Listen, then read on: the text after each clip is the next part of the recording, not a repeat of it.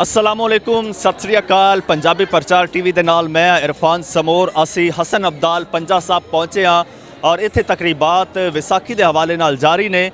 यात्री आ रहे ने, एक जत्था आया वा इंडियन पंजाब तो और इस टाइम मेरे नाल दो यात्री मौजूद ने, ये भी चढ़ते पंजाब तो ही आए ने। इन्हां नाल गलबात करने। सत श्री अकाल जी। सत श्री अकाल जी। वाहिगुरू जी का खालसा वाहिगुरू जी की फतेह। की नाम है जी ते कित्थों आए? मेरा हैगा जी जसवीर कौर टिवाणा।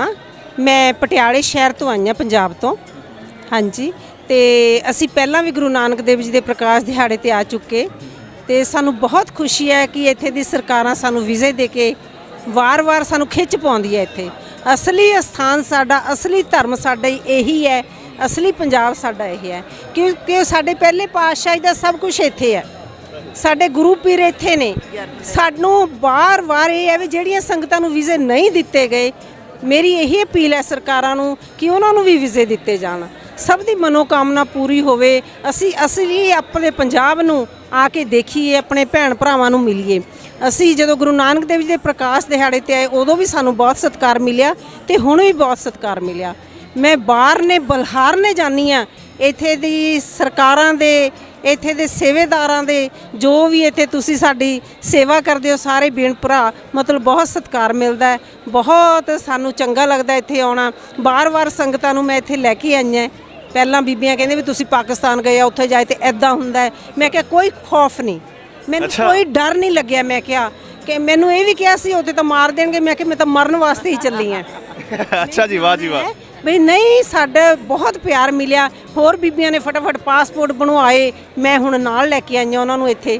ते अच्छा, ये किन्ने क्या है कि उत्थे मार देणगे या खतरा वा? लोकां दे अंदर, पिंड दियां बीबियां ये नहीं, ये आम नहीं क्या, आम जनता दे अंदर खौफ बनया होया एक पाकिस्तान दा। ये साडा इत्थे आके डर भौ बहुत दूर हुंदा है, सानू कोई डर ही नहीं इत्थे, ना सानू डर लगे ना लगना है।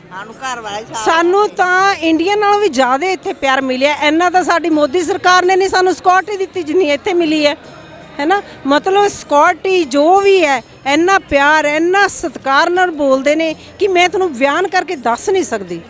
जो भी इत्थे लंगरां दा प्रबंध है, जिहड़े वीर भरा लंगर चलाउंदे ने, इन्ने प्रबंध उन्हां दे वधिया ने, इन्नियां आइटमां बनाईयां ने कि असीं खा भी नहीं सकदे।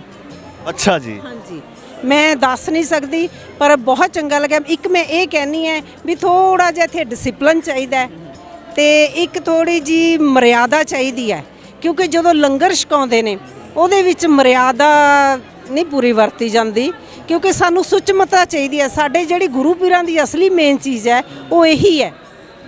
इत्थे थोड़ा जिहा प्रचार की कमी है। जे साडे जथे इधर आउणगे, इधरलियां संगतां नूं दस्सणगे, तां उन्हां नूं इह संबोधन होऊगा कि सुचमता की चीज़ हुंदी है ते डिसिपलिन की चीज़ हुंदा है। अच्छा, तुहानूं भी वैलकम कहने आ पाकिस्तान च और सत श्री अकाल भी कहने आ। ते तुहाडा नाम की है भी अपना दस? मेरा नाम स्वर्ण कौर है जी। तुसी कित्थों आए? तुसी भी पटियाला तो आए? नहीं जी, ਅਸੀਂ ਮੋਹਾਲੀ ਜ਼ਿਲ੍ਹੇ ਤੋਂ ਆ ਜੀ। मोहाली पटियाला किन्ना दूर? ਹਾਂਜੀ ਹਾਂਜੀ, ਮੋਹਾਲੀ ਚੰਡੀਗੜ੍ਹ। ਹਾਂਜੀ, ਨੇੜੇ ਹੀ ਪੈਂਦਾ, ਕੋਈ ਜ਼ਿਆਦਾ ਦੂਰ ਨਹੀਂ ਸਾਡੇ ਤੋਂ, ਪਰ ਸਾਨੂੰ ਬੜਾ ਅੱਛਾ ਲੱਗਿਆ ਇੱਥੇ ਆ ਕੇ। ਤੁਸੀਂ ਕੁਝ ਦੱਸੋ, ਪਹਿਲੀ ਵਾਰ ਆਏ ਜਾਂ ਕਿੰਨਵੀਂ ਵਾਰ ਆਏ ਔਰ ਇੱਥੇ ਆ ਕੇ ਕੀ ਦੇਖਿਆ, ਕੈਸਾ ਲੱਗਾ? ਨਹੀਂ ਜੀ, ਅਸੀਂ ਇੱਥੇ ਪਹਿਲੀ ਵਾਰ ਆਏ ਆ ਤੇ ਇੱਥੇ ਸਾਨੂੰ ਆਉਣ ਨਾਲ ਬੜੀ ਖੁਸ਼ੀ ਮਿਲੀ, ਸਾਨੂੰ ਬੜਾ ਪਿਆਰ ਮਿਲਿਆ ਆਪਣੇ ਭੈਣ ਭਰਾਈਆਂ। ਕਿਸ ਤਰ੍ਹਾਂ ਜਿਸ ਤਰ੍ਹਾਂ ਸਾਨੂੰ ਪੰਜਾਬ ਦੇ ਵਿੱਚ ਪਿਆਰ ਮਿਲਦਾ, ਉਸ ਤੋਂ ਵੀ ਵੱਧ ਸਾਨੂੰ ਪਿਆਰ ਮਿਲਿਆ ਇੱਥੇ। ਸਾਨੂੰ ਇਹ ਸੀਗਾ ਵੀ ਪਤਾ ਨਹੀਂ ਕਿਸ ਤਰ੍ਹਾਂ ਹੋਵੇਗਾ, ਲੋਕ ਕਿਸ ਤਰ੍ਹਾਂ ਵਰਤਾਵ ਕਰਨਗੇ, ਪਰ ਬੜਾ ਅੱਛਾ ਲੱਗਾ ਸਾਨੂੰ ਆ ਕੇ ਇੱਥੇ। ਬੜੀ ਰਿਸਪੈਕਟ ਮਿਲੀ ਸਭ ਤੋਂ, ਤੇ ਬਾਕੀ ਬੜਾ ਸੋਹਣਾ ਲੱਗਿਆ। ਗੁਰਦੁਆਰਾ ਸਾਹਿਬ ਬੜਾ ਅੱਛਾ ਸੁੰਦਰ ਬਣਾਇਆ ਹੋਇਆ, ਤੁਸੀਂ ਬੜਾ ਤਾਂ ਸਜਾਇਆ ਹੋਇਆ। ਤੇ ਹੁਣ ਪਾਲਕੀ ਸਾਹਿਬ ਸਜਾ ਰਹੇ ਆ, ਤਾਂ ਹੁਣੇ ਪਤਾ ਲੱਗਿਆ ਸੀ, ਮੈਂ ਲੰਗਰ ਦੀ ਸੇਵਾ ਕਰਕੇ ਆਈ ਹਾਂ। ਉੱਥੋਂ ਦੱਸਦੇ ਸੀਗੇ ਵੀ ਸ਼ਾਮ ਨੂੰ ਨਗਰ ਕੀਰਤਨ ਨਿਕਲਣਾ, ਸਭ ਨੇ ਸ਼ਾਮਲ ਹੋਣਾ। ਉੱਥੇ ਪਾਲਕੀ ਸਾਹਿਬ ਬਹੁਤ ਸੋਹਣੀ ਸਜਾਈ ਜਾ ਰਹੀ ਹੈ। ਇਸ 'ਤੇ ਮੈਨੂੰ ਬੜੀ ਖੁਸ਼ੀ ਮਿਲੀ ਵੀ ਅਸੀਂ ਸੰਗਤਾਂ ਦੇ ਪਾਲਕੀ ਸਾਹਿਬ ਨਾਲ ਜਾਵਾਂਗੇ, ਨਗਰ ਕੀਰਤਨ ਹੋਏਗਾ, ਸ਼ਬਦ ਬੋਲਾਂਗੇ, ਸਭ ਨੂੰ ਹੀ ਚੰਗਾ ਲੱਗੇਗਾ। ਇਸ ਕਰਕੇ ਬੜੀ ਖੁਸ਼ੀ ਮਿਲੀ ਹੈ ਸਾਨੂੰ, ਬਹੁਤ ਅੱਛਾ ਹੋਇਆ। Most welcome. ਤੁਸੀਂ ਨਿਭਾ ਰਹੇ ਹੋ ਨਾ, ਉਹਦੀ ਸਾਨੂੰ ਬਹੁਤ ਹੀ ਜ਼ਿਆਦਾ ਖੁਸ਼ੀ ਹੈ। ਤੁਹਾਡਾ ਬਹੁਤ ਬਹੁਤ ਧੰਨਵਾਦ।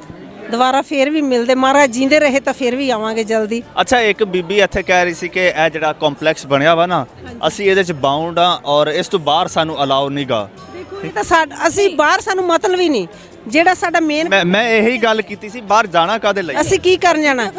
ਸਾਨੂੰ ਮੇਨ ਚੀਜ਼ ਇਹੀ ਚਾਹੀਦੀ ਹੈ, ਇੱਥੇ ਅਸੀਂ ਆਏ ਹਾਂ। ਉਹ ਤਾਂ ਸਾਡੀ ਸੇਫਟੀ ਵਾਸਤੇ ਹੈ। ਦੇਖੋ, ਇਹ ਚਾਹੀਦੀ ਵੀ ਹੈ, ਇਹਦੇ ਵਿੱਚ ਅਸੀਂ ਸਹਿਮਤ ਹਾਂ।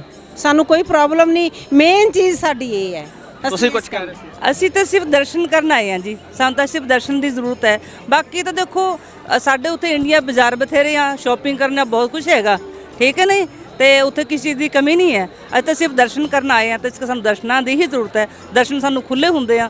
ਅਸੀਂ ਇਹੀ ਚਾਹੁੰਦੇ ਹਾਂ ਪਰਮਾਤਮਾ ਸਭ ਨੂੰ ਖੁਸ਼ ਰੱਖੇ, ਤੁਹਾਨੂੰ ਵੀ ਪਰਮਾਤਮਾ ਠੀਕ ਠਾਕ ਰੱਖੇ, ਤਾਂ ਕਿ ਅਸੀਂ ਆਉਣ ਵਾਲੇ ਟਾਈਮ ਵਿੱਚ ਵੀ ਅਸੀਂ ਖੁਸ਼ ਰਹੀਏ, ਤੁਹਾਨੂੰ ਵੀ ਖੁਸ਼ ਰੱਖੇ। ਔਰ ਮੋਸਟ ਵੈਲਕਮ। ਵਾਹਿਗੁਰੂ ਜੀ ਕਾ ਖਾਲਸਾ, ਵਾਹਿਗੁਰੂ ਜੀ ਕੀ ਫਤਿਹ। ਬਹੁਤ ਸ਼ੁਕਰੀਆ ਜੀ ਤੁਹਾਡਾ, ਤੁਸੀਂ ਬਹੁਤ ਸੋਹਣੀ ਗੱਲਬਾਤ ਕੀਤੀ ਸਾਡੇ ਨਾਲ। ਵਿਊਅਰਸ ਇਜਾਜ਼ਤ ਦਿਓ, ਰੱਬ ਰੱਖੇ।